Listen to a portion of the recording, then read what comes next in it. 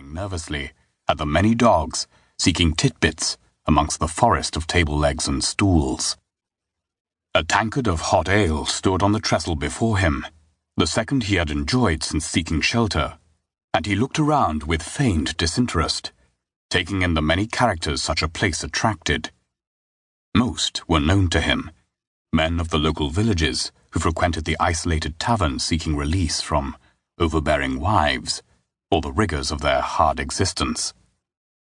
Others, as was often the case, were strangers, and though his gaze wandered as freely as his flocks upon the hills, his attention was focused, listening out for anything that could benefit him or his masters.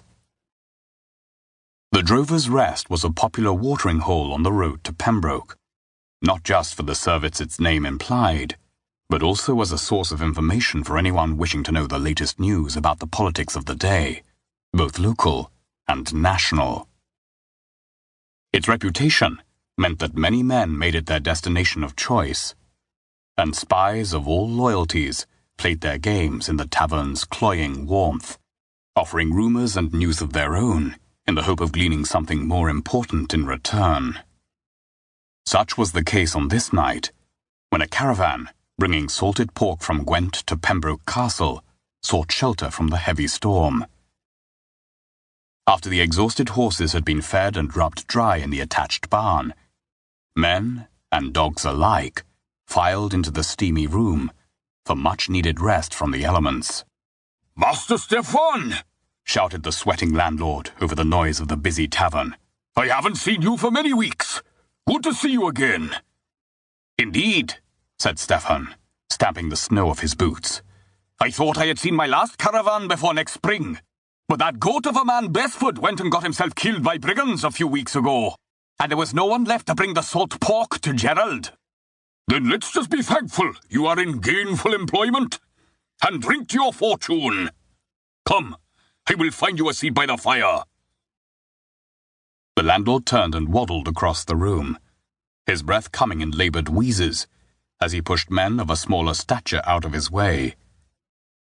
Few complained, for in addition to being a man of enormous girth, he had a vicious temper, and many men had disappeared after upsetting him, never to be heard from again. Stefan grunted and looked around the room. As expected, there were the usual rascals who seemed to hover around the tavern like flies around filth. But there were other faces, men he had never seen before, and that always promised an interesting night. He walked over to the fire and waited as the landlord hauled a drunk from a chair and dragged him over to a bench near the door. "You're warm enough, weasel," he growled. "Time to let a gentleman have your seat." He returned to the fireplace and wiped the piss off the chair where the drunk's bladder had let him down. "Sorry about this, Master Stefan," he said, throwing half a tankard of ale onto the seat. "I'll have it as clean as a priest's conscience in just a moment." Stefan waited until the seat was dry, then, removing his cloak, sat down to stretch out his hands before the fire. "Ale or wine?" asked the landlord. "Ale," said Stefan, "and a bowl of whatever is in that pot." The landlord glanced at the huge cauldron of pottage, sitting in the alcove to the side of the flames. "I can do better than that," whispered the landlord, leaning forward to speak quietly into the cartmaster's ear. "How about a steaming hot beef pie with greens, gravy, and a hand of bread? Freshly baked just this morning it was."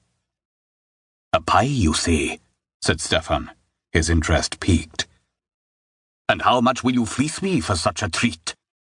"You insult me, my lord," said the landlord, standing up with feigned shock.